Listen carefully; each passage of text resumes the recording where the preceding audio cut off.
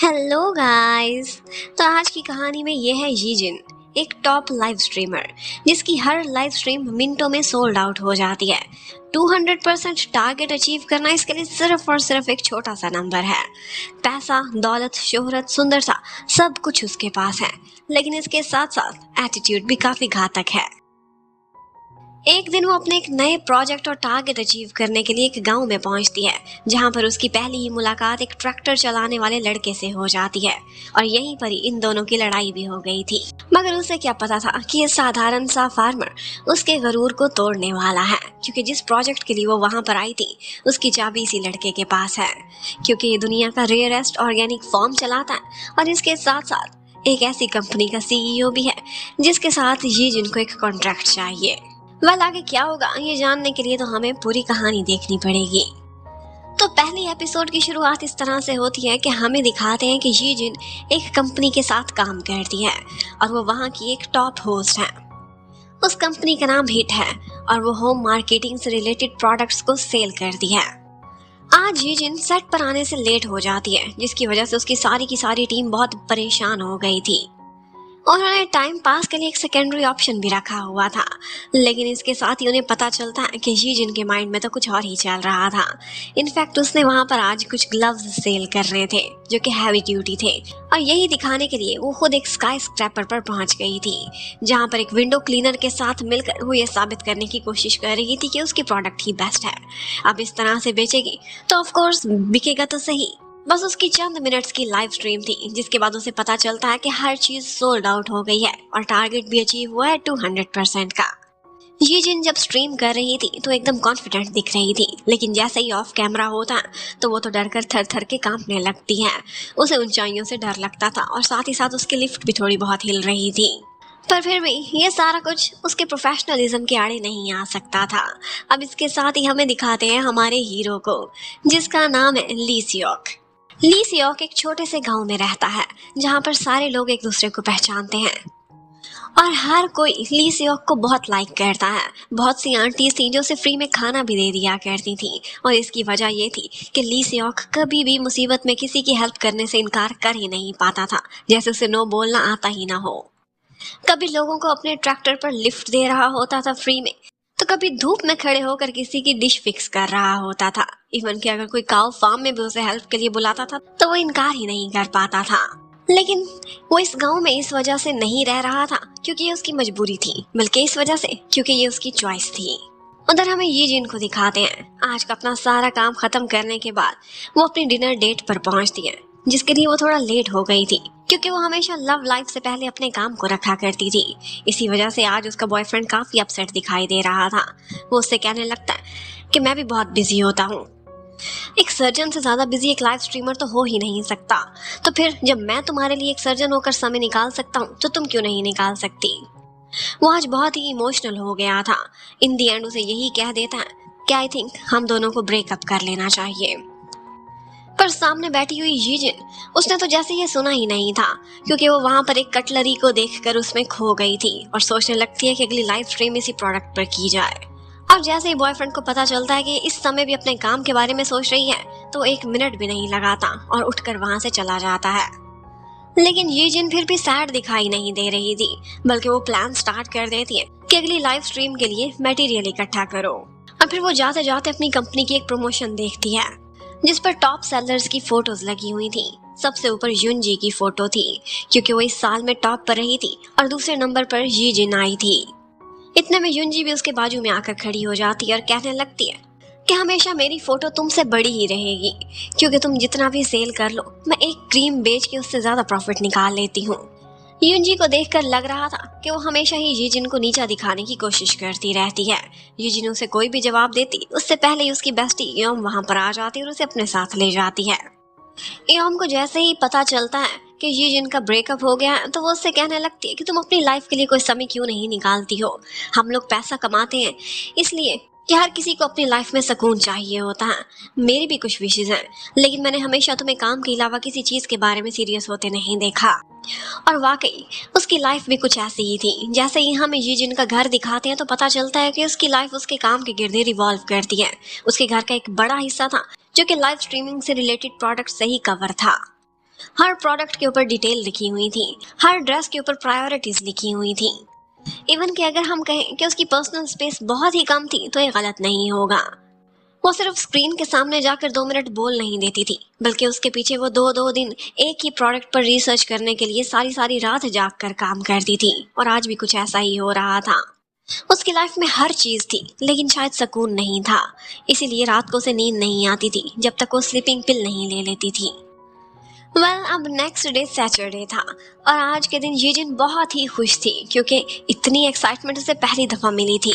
उसकी कंपनी ने उसे प्राइम टाइम का स्लॉट दिया था, जिसके लिए वो टाइम से पहले ही सेट पर पहुंच जाती और खुद से सारी तैयारियों को हैंडल करने लगती है।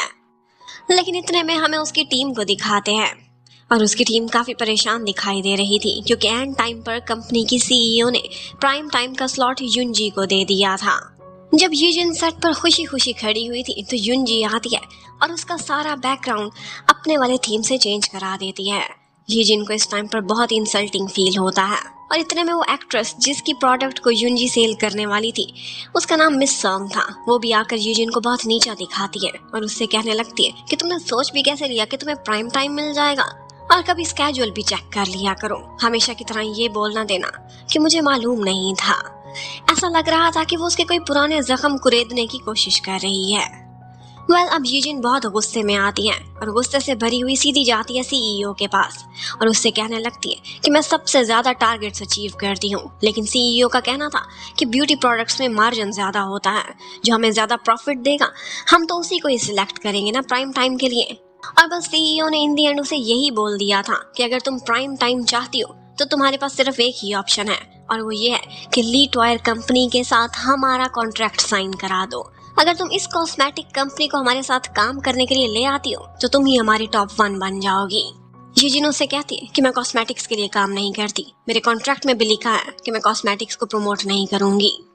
तो सीईओ से एक्सक्यूज करती है और कहती है फिर मेरे पास और कोई रास्ता नहीं, नेक्स्ट टाइम मेरे कमरे में तभी आना जब तुम्हारे पास ली टॉयर का कॉन्ट्रैक्ट हो।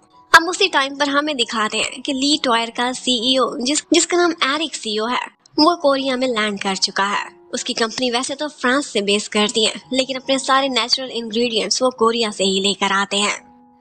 एरिक सीईओ को देखकर लग रहा था कि उसमें जरा सा भी नखरा नहीं है। वो इतनी बड़ी कंपनी का हायर था, लेकिन फिर भी बहुत कूल सा दिखता था। उनकी अपने सप्लायर को लेकर आजकल डील नहीं हो रही थी, इसीलिए वो खुद ही मीटिंग करने के लिए पहुंचा हुआ था और इसी मीटिंग के लिए वो मूव ऑन से भी मिलता है, जो कि उसके साथ कोऑपरेट करने से इनकार कर देता है क्योंकि मूव ऑन सिर्फ एक फ्रंट मैन था और पीछे से सारी कंपनी और सारी की सारी डीलिंग्स को ली सियोक ही हैंडल करता था और उसने अब ली टॉयर से कॉन्ट्रैक्ट लेने से इनकार कर दिया था।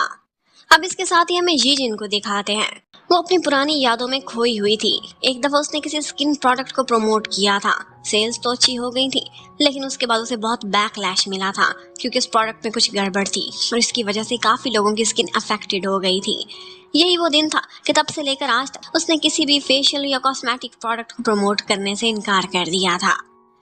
आजकल वो बहुत टेंशन में थी। उसकी सेल्स भी अच्छी जा रही थी, उसकी लाइफ भी एकदम परफेक्ट थी, लेकिन फिर भी उसे सुकून नहीं मिल रहा था। वो बार बार स्लीपिंग पिल्स लेती थी और इनके ओवर यूज की वजह से उसकी बॉडी पर ड्रास्टिक इफेक्ट्स आने लगते हैं।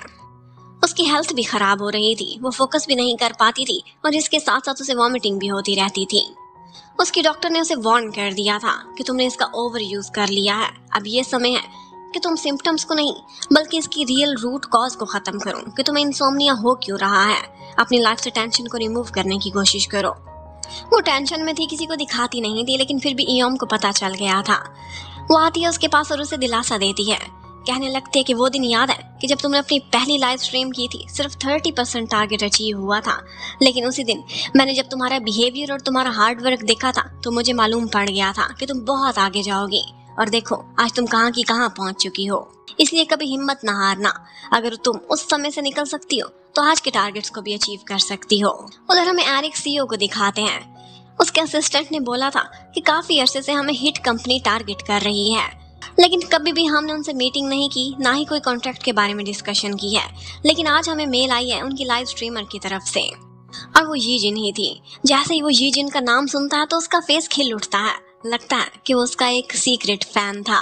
वो असिस्टेंट से कहता है कि तुरंत ही मेरी उससे मीटिंग फिक्स कराओ और तो और वो इतना अच्छा सा तैयार होकर बैठा हुआ था, पर फिर भी नर्वस हो रहा था। जब उसका यूजिन से आमना सामना होता है तो चोरी छुपे उसे कागज के पीछे से भी देखता रहता है, पर शो नहीं कराना चाहता था कि मैं तुम्हारा सीक्रेट फैन हूँ।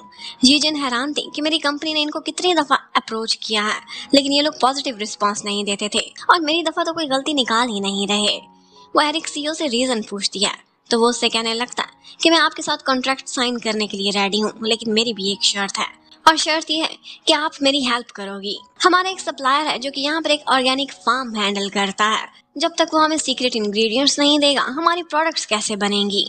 अगर आप मेरा वो कॉन्ट्रैक्ट करा दें तो बस आपकी और मेरी डील पक्की हो गई। यूजिन इतनी प्रोफेशनल थी कि तुरंत ही मान जाती है, और एरिक सीईओ तो इसी बात पर खुश हो जाता है कि इसने मेरे साथ अपना फोन नंबर शेयर कर लिया है। मतलब वो घर जाती है, पूरी रात बैठकर अच्छे से उस इंग्रेडिएंट के बारे में सारी तैयारी करती है, और नेक्स्ट डे वो हर चीज रेडी करके एकदम उसी गांव में जाने के लिए अपनी पोर्शन निकाल कर खड़ी हुई थी। एरिक सीईओ भी हैरान था कि कितनी प्रोफेशनल है, शायद इसी वजह से इतनी सक्सेसफुल भी है। अब वो सुंदर सा रेडी होकर अपनी रेड पोर्शे में बैठकर उसी गांव में पहुंच चुकी थी, लेकिन वो एक गलत सड़क पर चली जाती है जो कि वन वे थी, और यहीं से ही उसका आमना सामना हमारे हीरो ली सियोक से होता है। वो अपने ट्रैक्टर का हॉर्न बजा रहा था, ये उसके मुकाबले में अपने पोर्शे का हॉर्न बजा रही थी, और फिर वो दोनों खड़े होकर एक दूसरे से लड़ने लगते हैं। ली सियोक कहता है कि मैं वापस नहीं मुड़ सकता क्योंकि तुम गलत आई हो, और वैसे भी मेरे ट्रैक्टर की रिवर्स नहीं चलती। अब यूजिन एटीट्यूड तो उसमें भी कोई कम नहीं था, एकदम एरोगेंट होकर कहने लगती है कि अगर तुम्हारा ये घटिया सा ट्रैक्टर नहीं मुड़ सकता तो मेरी पोर्शे भी रिवर्स नहीं हो सकती। और बस इसी अनप्लेजेंट से टाकरे के साथ ही हमारे इस ड्रामे की फर्स्ट एपिसोड खत्म होती है। नेक्स्ट क्या होगा ये देखने के लिए स्टे कनेक्टेड। Bye bye.